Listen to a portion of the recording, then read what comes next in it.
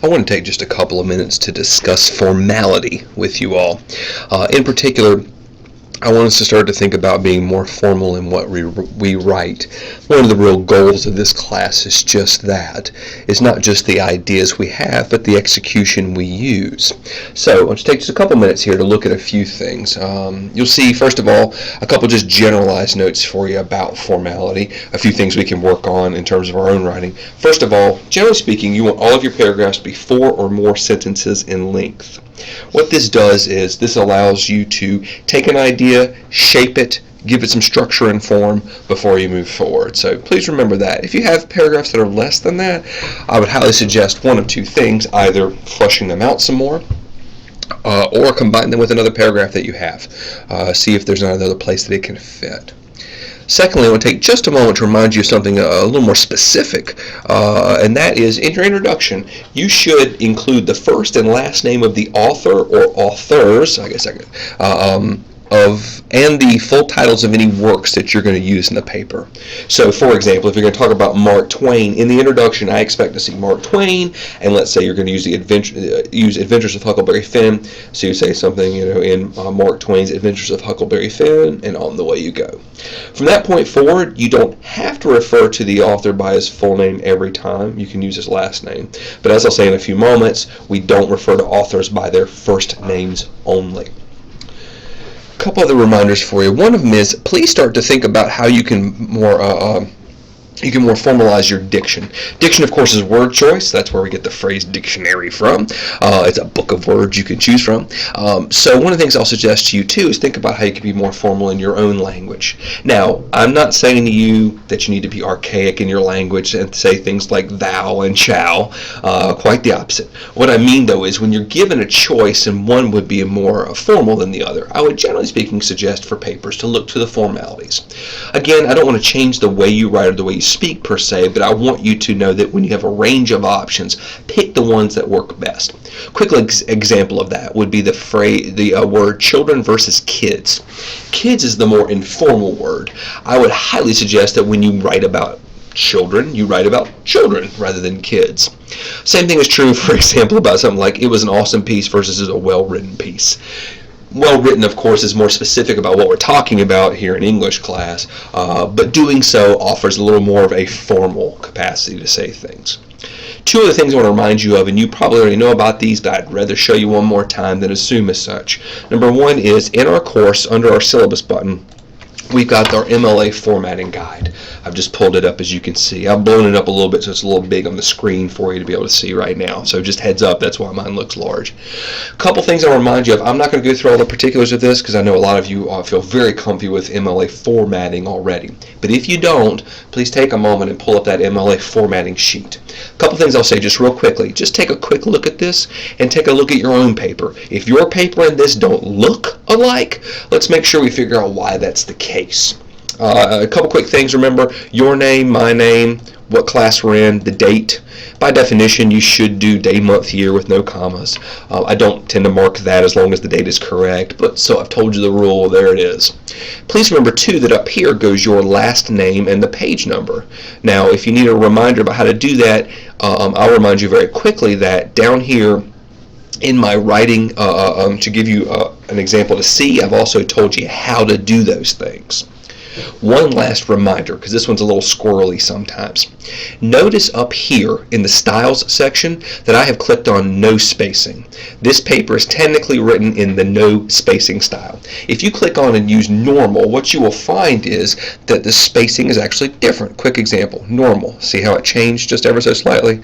Now I'm back to no spacing.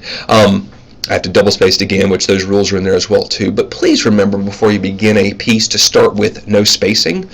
If you have to, you can also Control A, which selects your whole document, and then you can click on no spacing. Now mine went all kinds of squirrely, of course, because I would have to go back and double space and all that other kind of fun stuff as well to get it back. But again, the good news is all of those rules are written up, all of those guidelines are written up right here for you as well. So just a reminder. And again, if you have any trouble, please let me know. I'm happy to kind of help you out with that.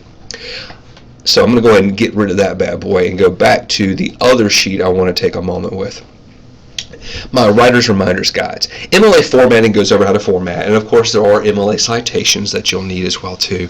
And I'm happy to talk to you about those more. I've sent out before and kind of made available to you a really good resource from the online writing lab at Purdue University. It's great. I'm happy to help you, of course, with your citations, but please remember you've got a really good free online resource there as well. Last thing I want to take a moment to with is the writer's reminders.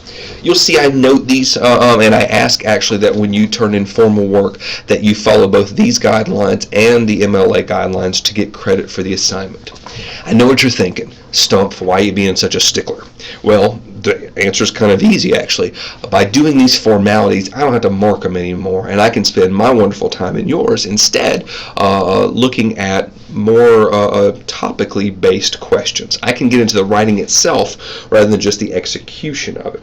I'm going to take just a moment or two with these rules just to make you feel a little more comfy with them and explain a few whys and hows as necessary. For rule number 1 here, I tell you to use the find command and get rid of any of these words. I, me, we, us, you, and your, or to get rid of the use of the apostrophe when it's used in contraction, like don't or y'all.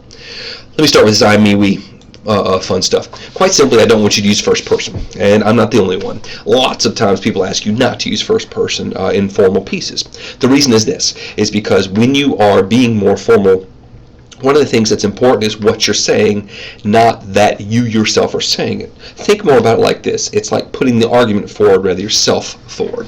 Now, quick reminder, if you look where my cursor is going, I'm going up here to find command. I've clicked on it and you'll see up comes what is it I want to look for.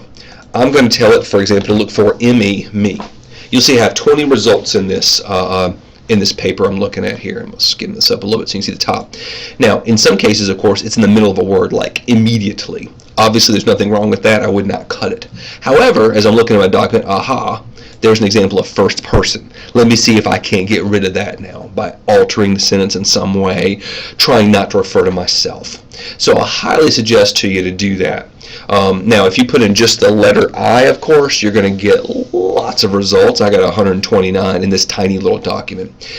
So you may also have to be a little more wary and aware of looking for I as you're typing and avoiding it. But certainly a word like you, there we go, is going to come up with less results. You can see in this case I've got 15. Now, in fairness to me, I'm writing something so you can read it, so thus I use the word you a lot. So there's that. But that find command is awesome. Side note, if you ever need to use find command for other things you do, if you have some certain isms in your writing you tend to do, that's a great place to look as well too, to look those things up. Second one, also want you to avoid using the word this without having a noun after it. The word this floating by itself assumes the reader knows exactly what you're talking about. And that may be the case, but in many cases it may not be the case. So I'll tell you, every time you use the word this, you need a noun after it. You need a person, place, thing. This what? This poem, this short story, this writer, this idea. Give me something to go with. Number 3, try to avoid words like a lot, which by the way is 2 words, stuff, and thing. Generally speaking, these are incredibly vague words, and there's bound to be a better word you can use. So I'll highly suggest you toss the a lot, stuff, and thing routine. Quick side note, when thing is a compound word like everything, that's completely fine, so feel free to keep it. Number 4. Make sure, this is an MLA rule, but I'm just kind of throwing it at you here as well too. Make sure the titles of all shorter works, things like short stories, poems, songs, web pages, and so on, are in quotes. And that all longer works titles, like book titles, anthology titles, albums, websites, and so on, are in italics or underlined, but not both. I'll suggest to you, by the way, italics reads a little better, so you probably want to go with that. So this is how it works. Short stuff gets quotes, longer stuff gets italics. Remember, that's not only for your citations, that's any time you use it, period. If it's in the middle of the paper or anything like that, that's always what you do. You're acknowledging that these are works and that they get this kind of special treatment. The titles do. Number 5, make sure that all persons mentioned you mention are introduced by first and last, are first introduced by their whole name and then are referred to by their whole name or last name throughout the rest of your paper. For example, I mentioned earlier Mark Twain. Call him Mark Twain or call him Twain once you've introduced him as Mark Twain. But, as I say right here, never refer to a person as only by their first name. Now let me clarify slightly. I mean about real, live, honest-to-goodness people. If, however, you're writing about Adventures of Huckleberry Finn, you by all means can call Huck Huck. That is his name, and that's fine, and as you and I both know, he's not a real person. However, when you talk about Mark Twain, it's Twain, or Mark Twain. It's not Mark. The reason is, again, that notion of formality and giving a kind of a nod to those persons who are doing what they do. Make sure that anytime you use a comma or a period, if they touch quotations, they go inside it. You'll see my example right here, end of quote, period, and then you end your quotes. Simple shift, simple change, but please just remember they always go inside quotes when they touch them. My number 7 is a cute one that I made up all by my lonesome little self. My little phrase, that is, that I always tell you that no quote should float. What I mean by that is simple. As you'll see in my examples down here, a quote should not be all by its lonesome in your paper, all by itself. Your word should anchor that quote somewhere in the sentence itself. So, what's incorrect? This is incorrect. This is a full quote from an outside source, and then just my citation. Now, my citation's not wrong. It's good to go. I've used quotation marks. I'm good to go there, but what I haven't done is used any of my own words in the same sentence. Now, notice I keep saying in the same sentence. I don't say to put your own words inside the quote itself. That'd be wrong. Quotes indicate what we are reading or saying is directly from a source, but here's how we do it better. Something like, Smith says, comma, quote. And then I can give you. By the way, because Smith is the author, I don't have to put the author's name in the citation right there. Don't have to repeat it in the same sentence when it's already been said.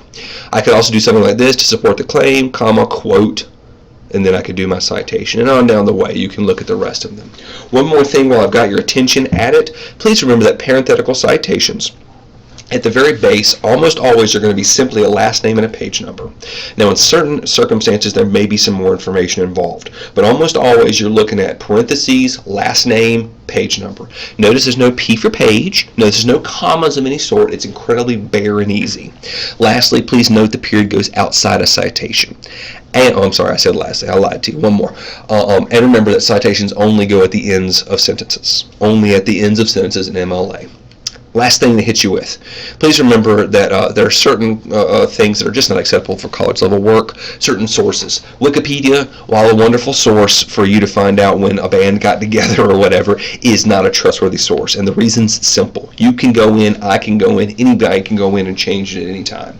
Cliff Notes, essay mills, Spark Notes, all that kind of stuff, stay away from that. At the very base of it, if you're not sure, either ask, and I'm happy to kind of help you out, or try to find another source. If you feel shady about it, it might be shady, so avoid it. And even if the information in it is correct, it's much like it's something that can't be trusted at the same time, because if something's not trustworthy, it's not. For example, Wikipedia. Plenty of things on Wikipedia are correct. They absolutely are. But you can't promise me in the moment in which you were looking at it that thing was correct. That becomes the problem. So look for other sources of information. If you need some help finding sources, please let me know. I'm happy to help you out, of course. All right, it's just a quick, brief, maybe not so brief, but a quick overview of some formality things. Please remember these formal requirements, guidelines, and suggestions. Use them and apply them, and as always, if you have questions about them, feel free to let me know. With that said, write well, and when you come to our formal assignments, be it our larger papers or even our smaller papers, keep in mind what the prompt is, what the length requirements are, and stick to those bad boys. And lastly, of course, please look at these formal ideas and notions and see if you can't do something with them. Edit accordingly, and lastly, give yourself enough time to edit. Sometimes we need a couple extra hours from when we write something to when we look at it the first time round, and we'll see it a little bit better. All right, with that said, write well, read well, do well, and as always, let me know how I can help you out.